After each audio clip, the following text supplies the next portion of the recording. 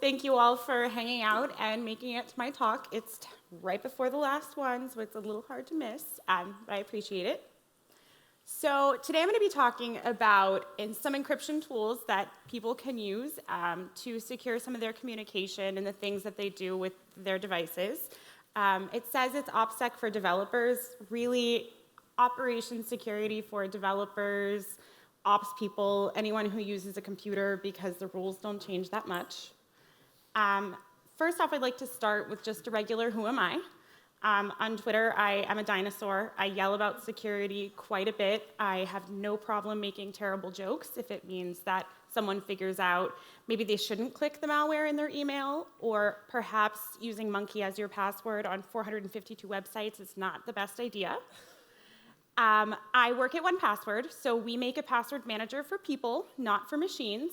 I'm not going to tell you that you have to use my particular password manager. Obviously, it's my favorite.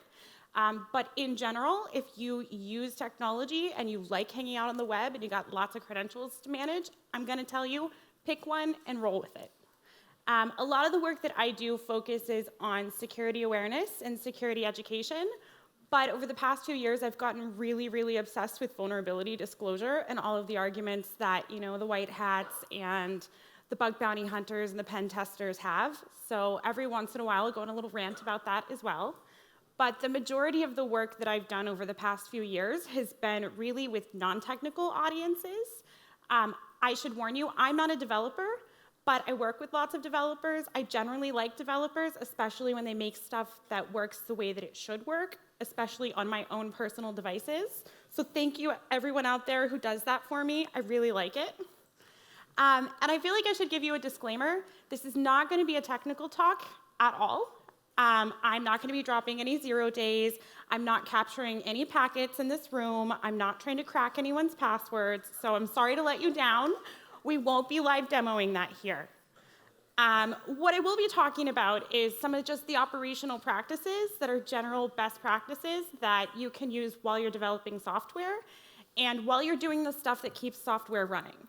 I'm going to briefly talk about some of the threats facing those of us who do make technology, and I'll probably talk about some of the problems that cryptography and crypto tools can solve. We're not going to spend the next decade talking about open source crypto libraries because I don't really feel like giving a math lesson.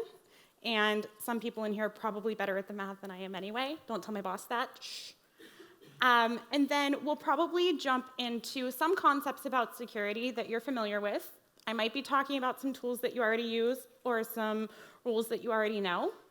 But at the end of the day, you can never talk too much about security.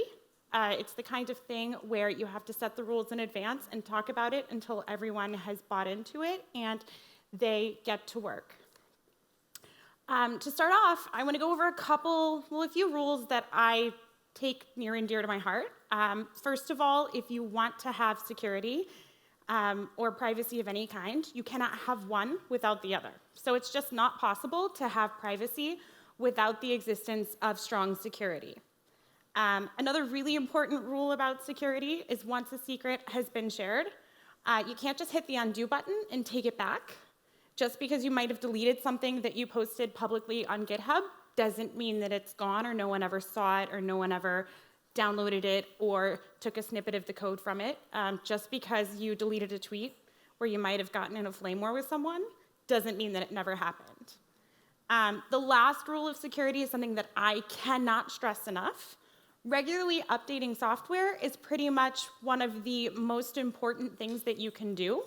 And in terms of security, patch management is something that everyone just sucks at.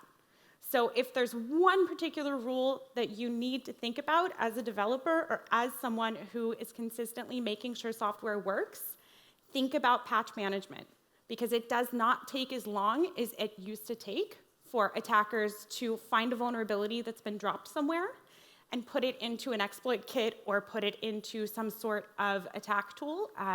Sometimes it takes maybe only 8 hours from going to full disclosure, the mailing list, to being seen in the wild. That's a very short amount of time. So the first section of this talk is going to be, I call it encrypt yourself, but it's really things that you can do on a personal level while you're working and while you're playing to make sure that your machine and the things that you build on it and the data that you have on it are secure.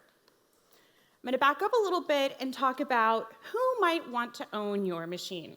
I don't know if these people look familiar to anyone in the room, not quite sure, but there's this movie called Hackers. It was kind of a big deal like 20 years ago.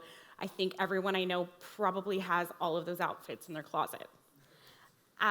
So the first thing I like to start talking about when I talk about security is someone's threat model. And what that really is a list of all the things or people that might want to come after stuff on your machine, or you personally. As a developer or as someone who runs ops, you have access to a lot of infrastructure. You might have data centers. Attackers really like those. You're probably creating some tools that are potentially used by millions of people whose devices might be a really, really awesome addition to a local botnet. Who knows? At the end of the day, if you are in a position where you are not only building software, you are shipping it out to a ton of people, attackers will want what you have so that they can bend it to their own will and use it to make money wherever possible.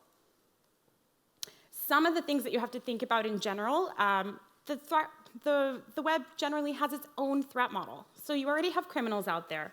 We know they exist.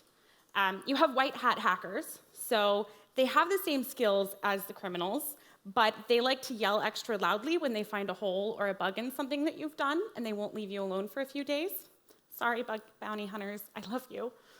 And then you're going to have the black hats who will probably find a vulnerability and won't say anything about it and do whatever they want to with it for reasons that aren't just criminal, but for reasons that have to do with stealing your IP or embarrassing you or some other motivation out there. I cannot come up with the name of enough groups that have decided they didn't like a political decision that a company made, and so they decided just to go after a particular person working at the company and steal all of their stuff. Then when you move past just the general threat model of the web, you have work-based threats. So sometimes competition is a really, really big motivator. You will find people who really love engaging in corporate espionage. It never looks quite as exciting as it does in the movies, which is disappointing. And then on the other side of that, there are insider threats. Those are really, really complicated to get a handle on and really, really hard to solve. And usually you don't find out about them until a ton of data has been dumped on the web somewhere, or the media's got an article that you really didn't want to see happen ever, ever, ever on the front page of the biggest tech blog near you at the moment. On the other side of that, you also have the threats that are not fun to deal with. There's the nation state stuff. According to certain security companies, it's always China, it's always Russia, or it's always the NSA coming after you. If that is your actual threat model, and there are development teams who build tools where nation states come after them every single day, what I have to say here might help you a little bit, but I am not NSA proof. This talk is not NSA proof. If the NSA or another 3-letter government agency is coming after you, I wish I could help, but go hide away from your computer immediately. The last thing that I think is really important to be aware of in terms of people who might want to own you is law enforcement. We saw what happened with the FBI and with Apple. I am personally really upset that I did not get to eat my body weight in popcorn watching that trial happen. It would have been amazing. But at the end of the day, if law enforcement wants to come after you or there are regulatory threats, encryption is a tool that can help you, just so long as no one's hanging out with $1 million huge vulnerability that they want to burn to get into your machine. The first thing that I am really going to harp about is passwords. The most important encryption tool that you can use as an individual, especially if you are creating things for other people, is a password manager, not sticky notes. If I see a sticky note, if I hear about a sticky note, I will personally show up at your office like the sticky note fairy who does not like passwords written on them, and I will burn it. Promise.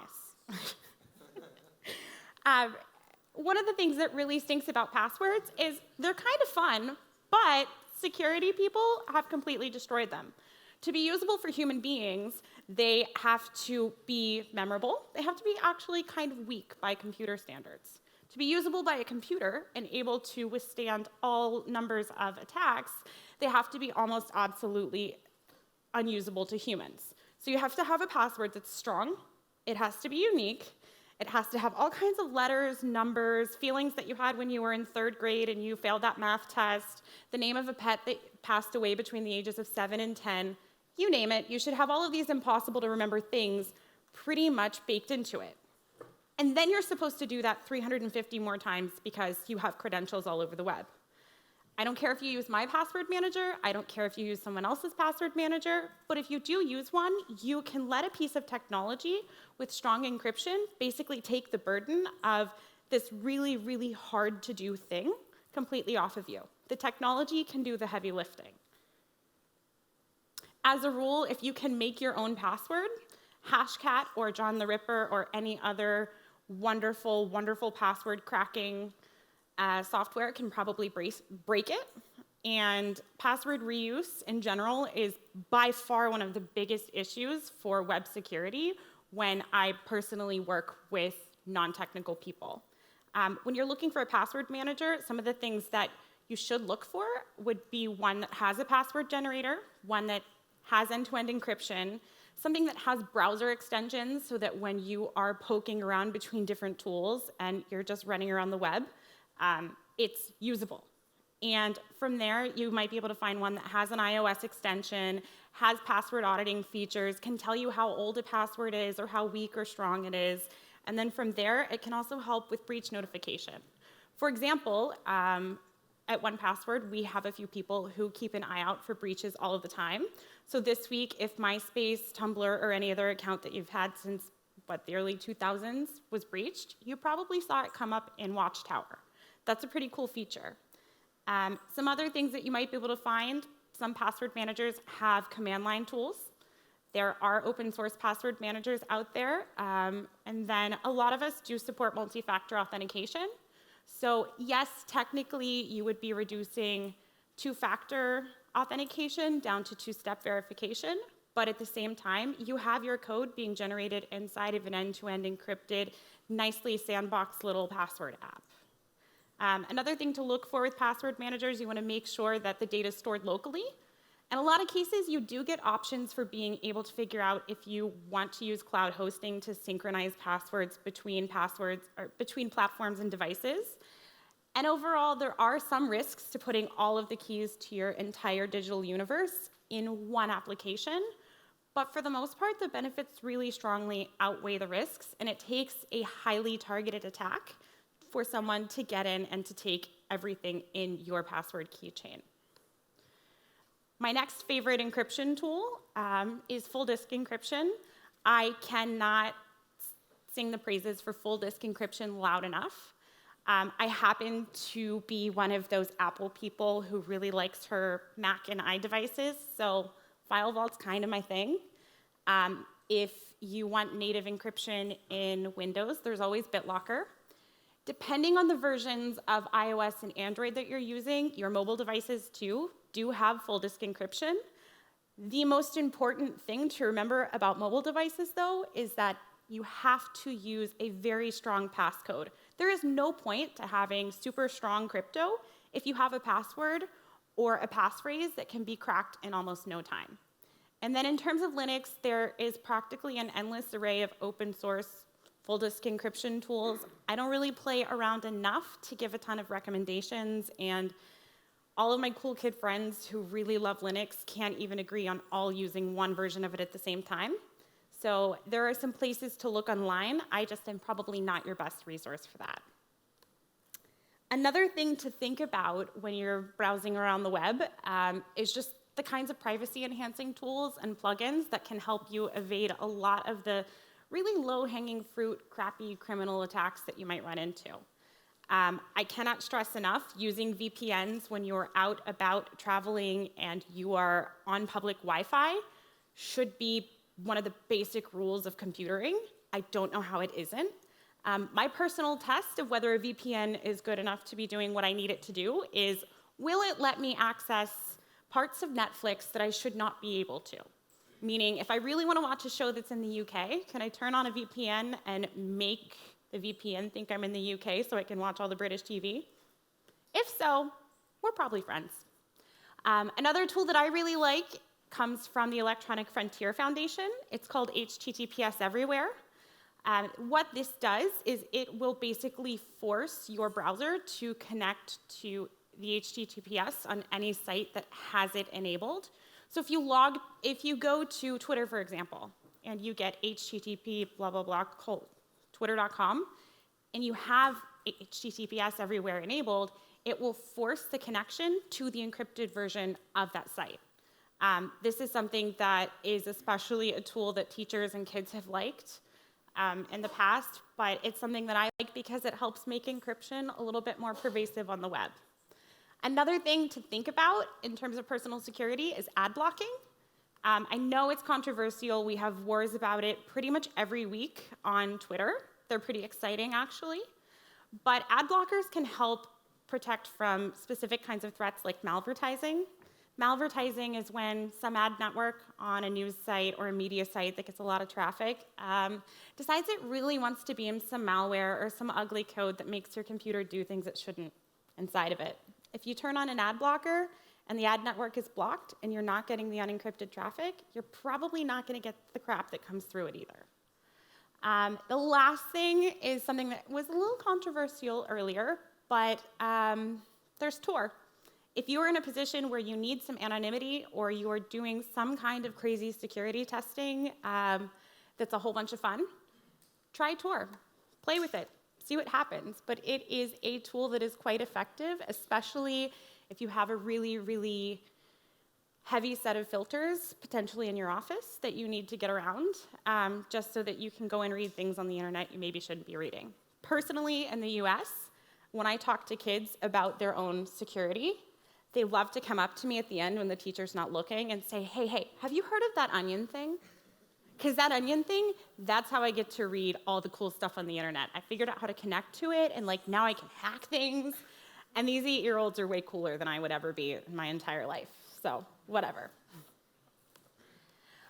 The last rule that is a little bit difficult for some people to grasp, but is my absolute favorite in terms of personal security, is compartmentation. And what it really is making sure that you're segmenting some of the different activities that you have while you're using your machine, so that the two specific functions you might be carrying out on that machine, things you do in your personal life and things you do in your work life, just do not touch or do not meet.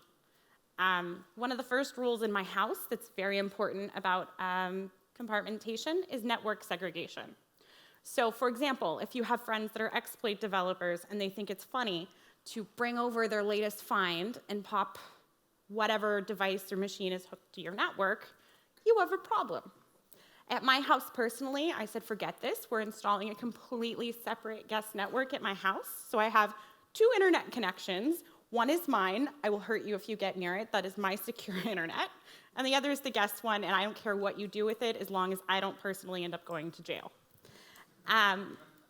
In terms of compartmentation, especially when it comes to development and operations, it's incredibly important to keep what you do at work and what you do at home separate.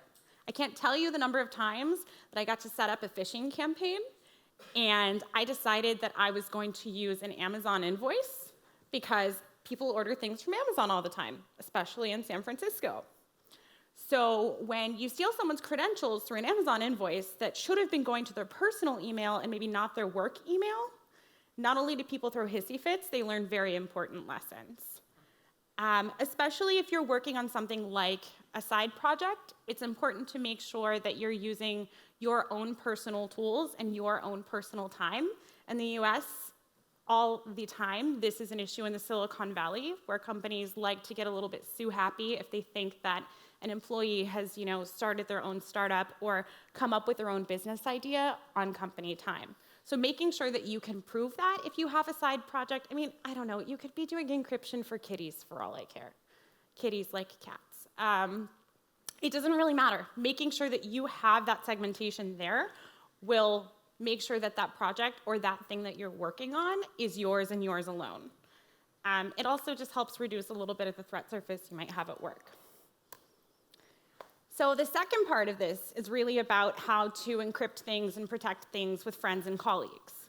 I mentioned earlier that one of the most important things about security is realizing that when something's been shared, it can't be unshared.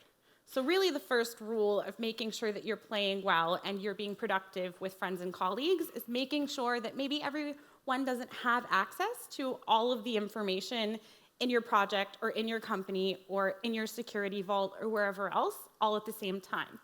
It's nice to have an open environment, but does everybody really need access to that one secret server with all the crypto keys on it? Probably not, especially not if something happens and you have an incident response team come over and say, who thought that was a good idea? Whether you're motivated to protect your own personal privacy or you're concerned about adversaries or you just want to make sure that a project that you're working on stays private, there are lots of encryption tools that can help secure your information. One thing to remember, though, is that their usefulness is going to depend on your work and your team environment. Sometimes crypto tools and privacy tools among groups are really, really hard to manage. With end-to-end encryption, you're not going to have any kind of visibility inside of communication and inside of some of the data that you share back and forth. This is really important to know for a business environment because end-to-end encryption might not fit some of your security needs, especially if you're held to certain standards in certain industries that have compliance mechanisms or very specific audits and rules and laws that you have to put up with.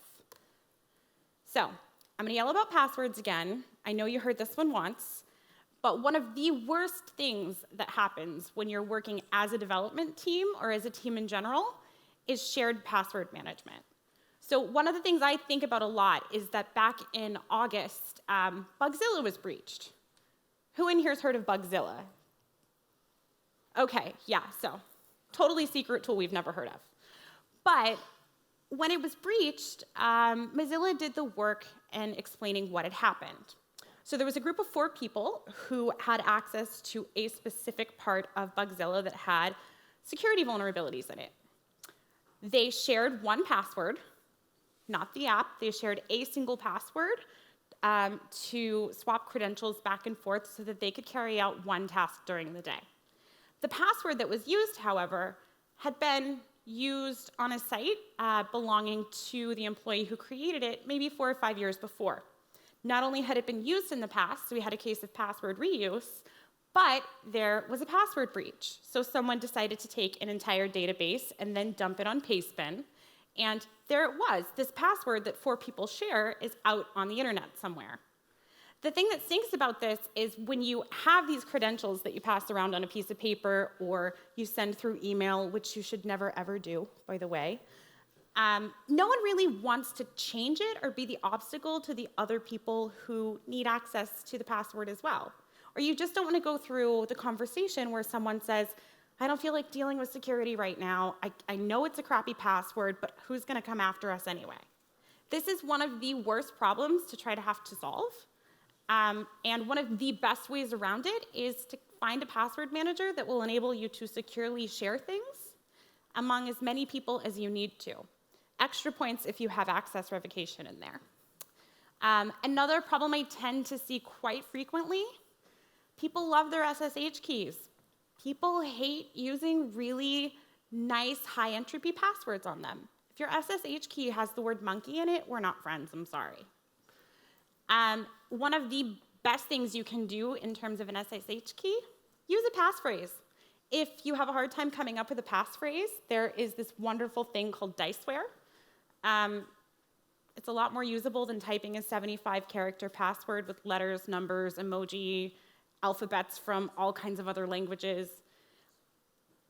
From there, really making sure that you have a strong passphrase or strong high-entropy password will make it a lot harder for someone to just guess or use a dictionary attack against you. The last thing, I really don't think I should have to say, but I'm going to do it until this stops happening on the internet, and that is pretty simple. Don't hard code credentials into stuff that you are shipping. And if you hard code credentials and you put them on GitHub, we are still not friends. We will never be friends. Just please don't do it, don't do it, don't do it. Especially if you have a hidden interface somewhere within an application or somewhere within your network that maybe doesn't have great rate limiting. The next thing I will talk about a little bit is email encryption. So the problem with email is it can be a really good communication tool, but it just inherently is not secure. PGP is really hard.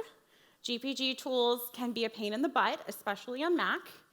And overall, like, we've had PGP around for over 20, 30 years now, and I think it's over 20. But it's just not gotten that much better. Yes, it's hardened against certain kinds of attacks, but it's probably not something that you're going to be able to get a business development team or an executive in your organization to use if you want to.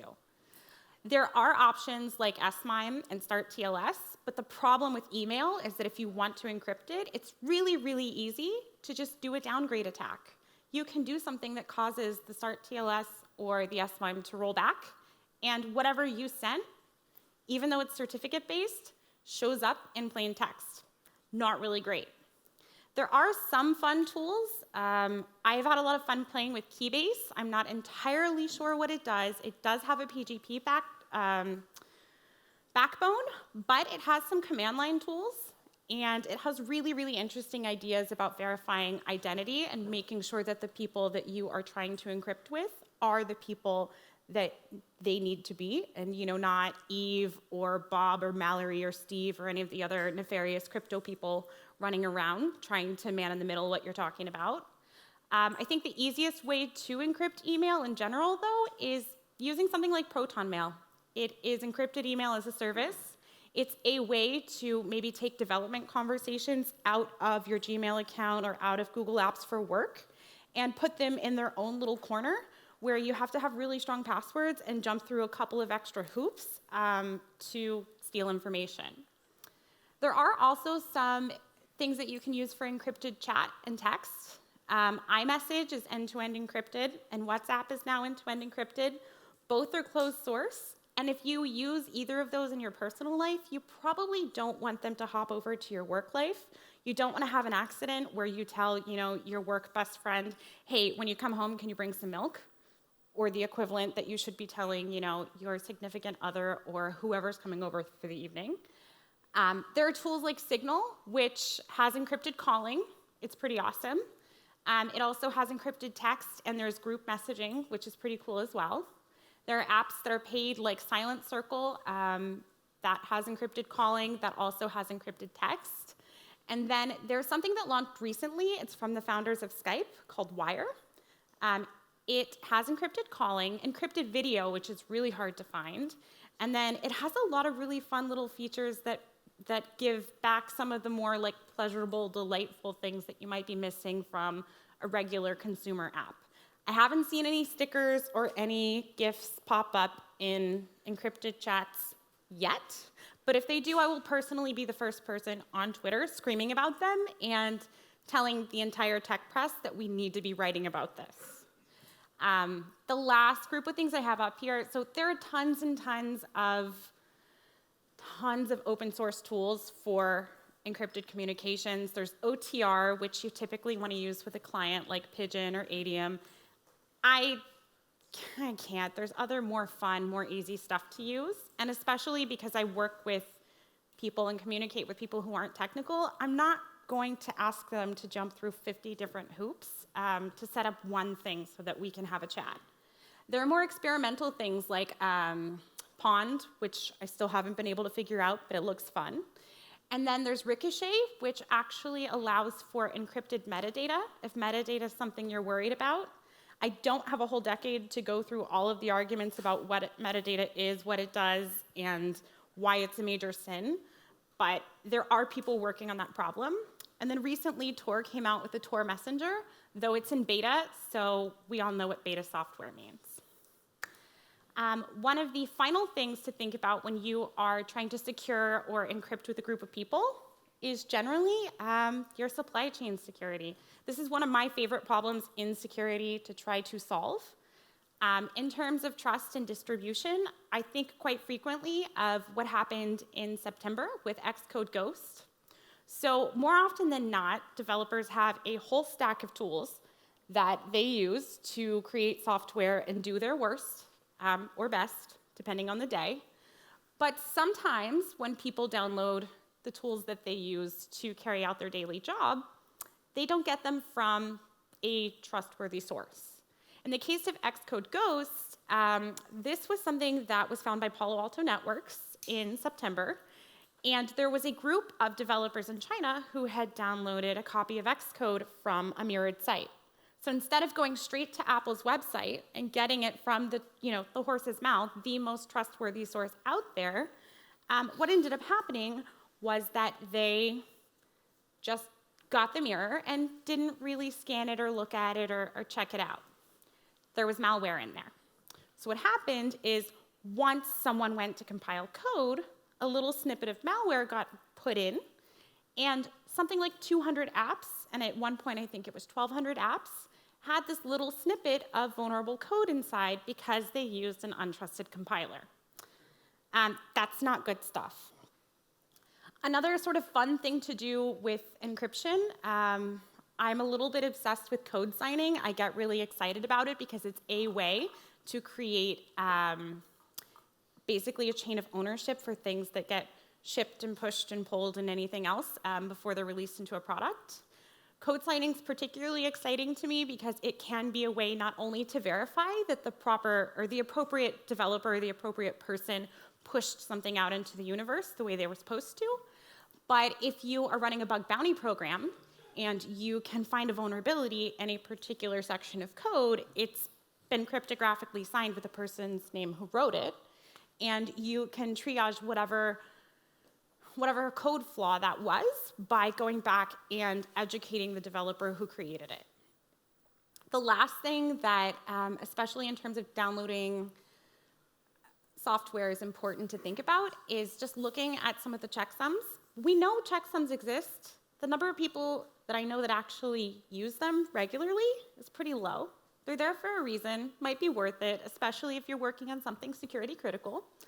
And sometimes even just looking for a fingerprint. Like if you're using PGP, verifying a fingerprint with another person out of band, out of the application that you're trying to use it in, is not really hard, but it is a little bit of a pain in the butt if you don't feel like taking 3 extra taps on your smartphone or 5 extra clicks on your machine.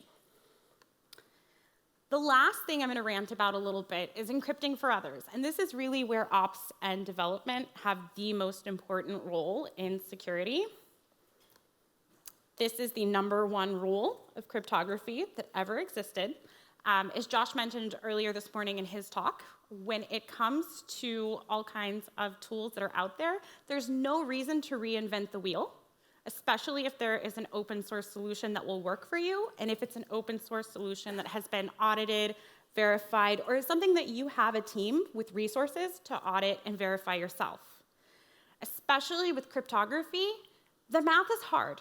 The number of people on this planet who can sit there and find their way through and completely understand what all of the different exponents and variables are and that they're being used correctly is not that high. So if you are in a position where you do have to, because there's no other tool or option on the planet that will let you encrypt something or handle something with encryption the way you need to, if you absolutely have to roll your own crypto, try really, really hard not to, but also make sure you call a cryptographer, a really, really good one, to double check your work, triple check your math, and get as many eyes on it as possible so that it does what you think it does, and there's not an off by 1 error somewhere that's going to dump something that should be encrypted in plain text, somewhere that it shouldn't be.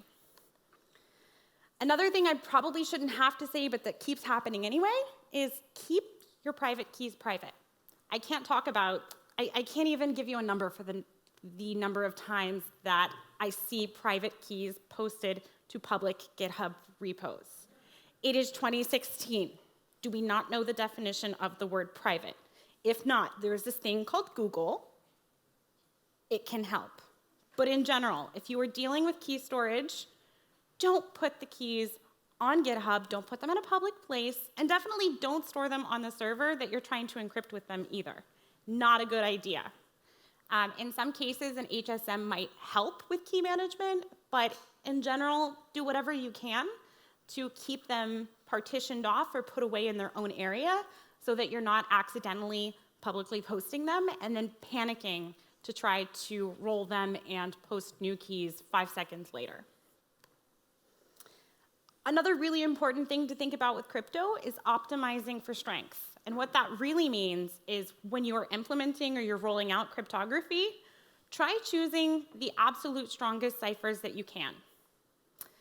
One reason I say this is that with Moore's Law, we lose about 1 bit of encryption every 18 months.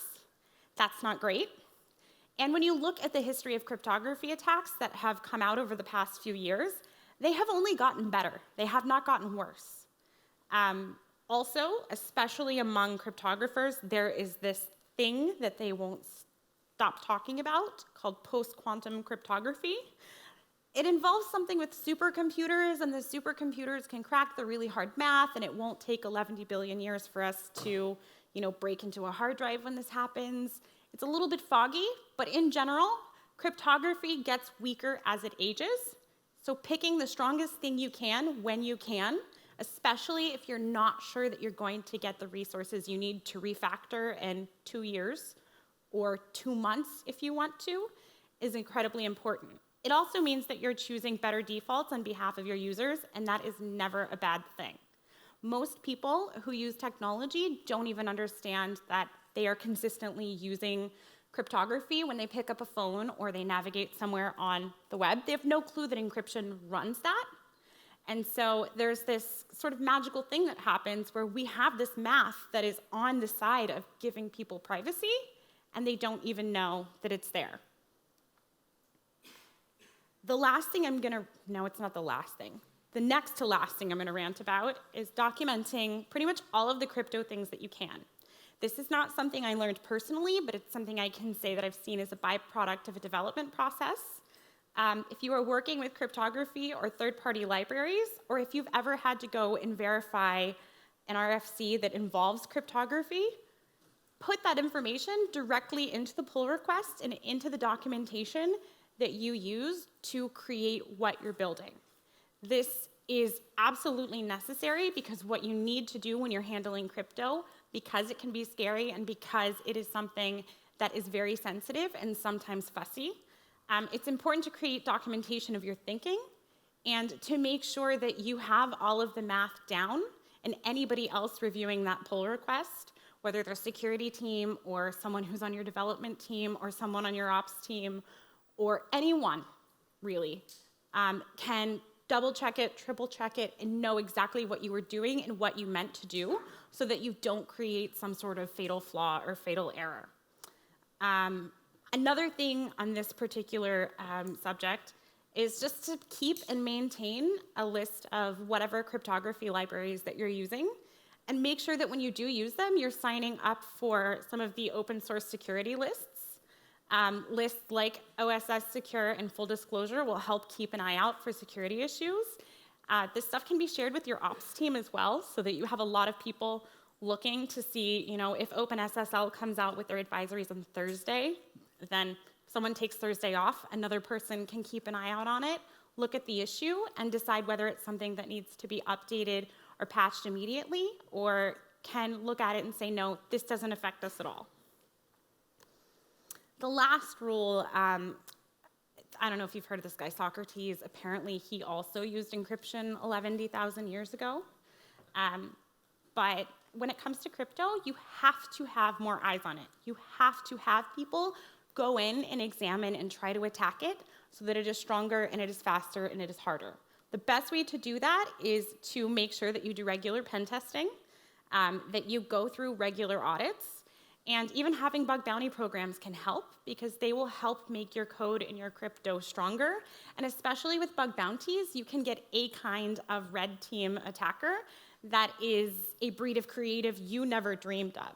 So maybe you couldn't figure out that one teeny tiny low-hanging fruit vulnerability could be ratcheted up the ladder with 4 or 5 other vulnerabilities and used to crack your entire system.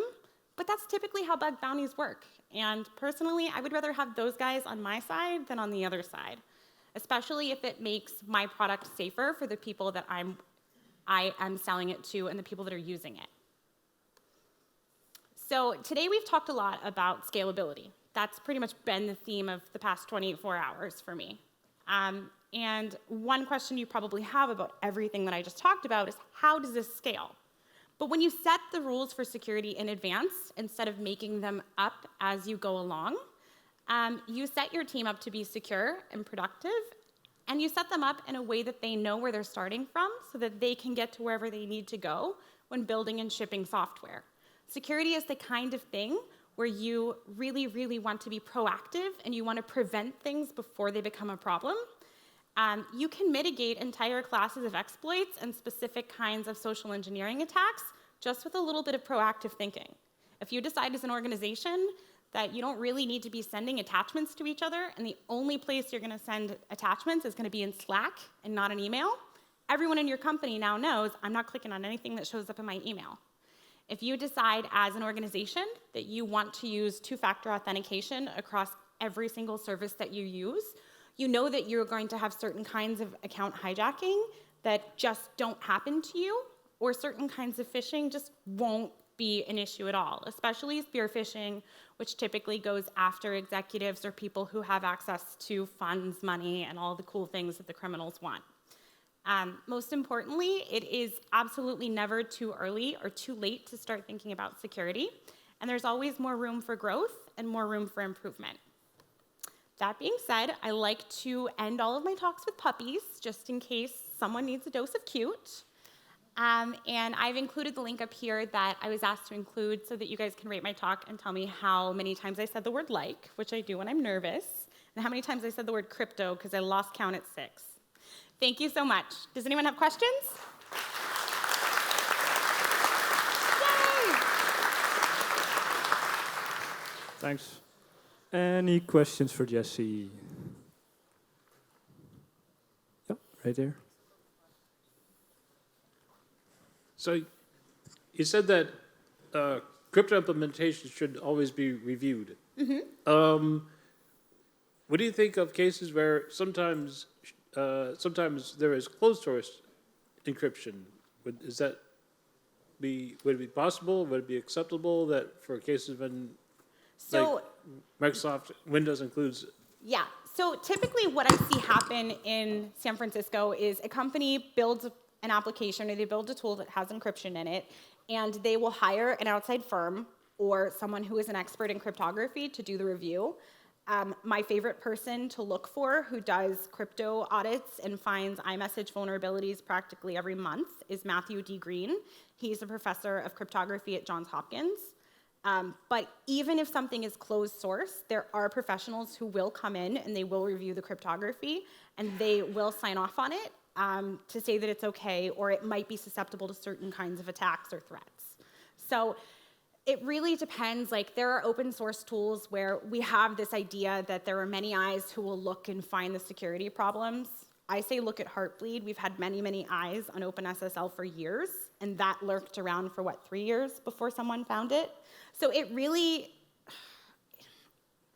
neither way's perfect, but at the end of the day, there are ways that you can have closed source software be secure if you're doing auditing, if you're doing testing, and if you're doing reviewing. Any more? No? Okay. Thank you, Jessy. Cool.